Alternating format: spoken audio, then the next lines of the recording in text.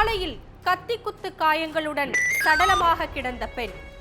CCTV காட்சிகளை ஆய்வு செய்து விசாரித்த போலீஸ். ஒரு வாரமாக கொலையாளியை பிடிக்க முடியாமல் திணறல். செல்போன் எண் மூலம் ஆட்டோ ஓட்டுநர் ஒருவரை கஸ்டடியில் எடுத்து விசாரணை. அடுத்தடுத்து வெளியான அதிர்ச்சி தகவல்கள். பெண் கொலை செய்யப்பட்டது ஏன்? நடந்தது என்ன?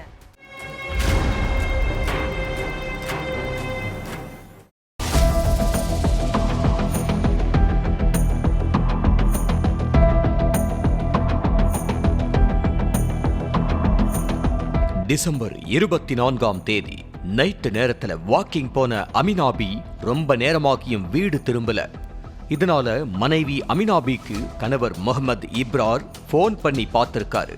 அப்ப அமினாபி அந்த போனை எடுக்கவே இல்லை. முகமது இப்ரார் தன்னோட மனைவியை தேடி பல இடங்கள்ல அலைஞ்சிருக்காரு. அப்ப மறுநாள் காலையில PWD சாலையில கத்தி குத்து காயங்களோட அமினாபி ரத்த வெள்ளத்துல உயிரிழந்து கிடந்திருக்காங்க. இந்த விஷயத்தை கேள்விப்பட்டு ஸ்பாட்டுக்கு வந்த போலீஸ் சடலத்தை மீட்டு போஸ்ட்மார்ட்டத்துக்கு அனுப்பி வச்சாங்க. அடுத்து கொலையாளிகள் யாருன்னு கண்டுபிடிக்க அந்த ஏரியாவில் உள்ள மொத்த சிசிடிவி காட்சிகளையும் எடுத்து ஆய்வு பண்ணி இருக்காங்க. அதுல எந்த ஒரு துப்பும் கிடைக்கல. அதுக்கடுத்து கொலை நடந்த ஸ்பாட்டில் உள்ள ஆட்டோ ஸ்டாண்ட் ஓட்டுநர்கள் கிட்டையும் போலீஸ் விசாரிச்சிருக்காங்க. அதுலயும் எந்த ஒரு துப்பும் கிடைக்கல. அதுக்கடுத்து அமினாபியோட செல்போனை கைப்பற்றி போலீஸ் ஆய்வு பண்ணி இருக்காங்க. அப்ப அன்சாரிங்கிற நபர் அமினாபிக்கு அடிக்கடி போன் பண்ணி இருந்ததை கண்டுபிடிச்ச போலீஸ் அவரை கஸ்டடியில எடுத்து விசாரிச்சிருக்காங்க.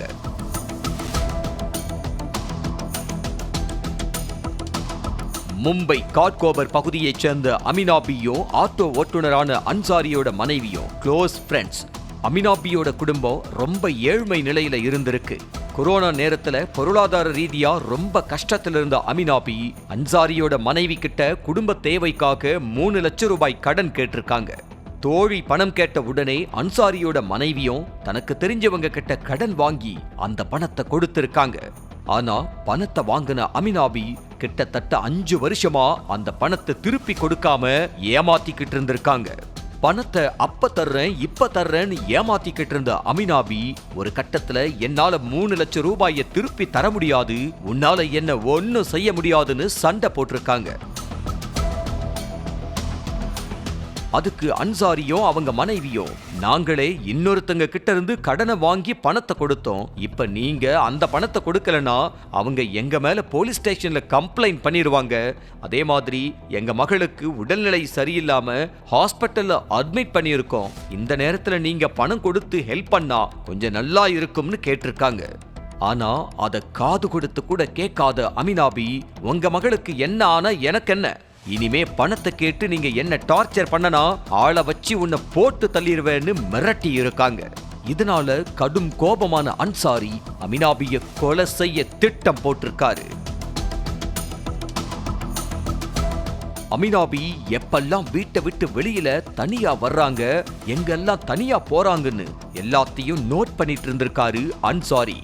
சம்பவத்தன்னைக்கு நைட்டு அமினாபி பக்கத்துல உள்ள PWD சாலையில வாக்கிங் போயிட்டு இருந்திருக்காங்க. அப்ப அங்க வந்த அன்சாரி அமினாபி கூட பிரச்சனை பண்ணி இருக்காரு.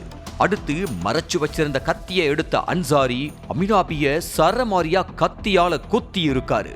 இதுல கை, கால், கழுத்துன்னு எல்லா இடங்கள்லயும் கத்தி குத்து காயங்கள் ஏற்பட்டு விசாரணையோட முடிவுல எல்லா உண்மையையும் தெரிஞ்சுக்கிட்ட போலீஸ் அன்சாரிய அரெஸ்ட் பண்ணி சிறையில அடைச்சுட்டாங்க.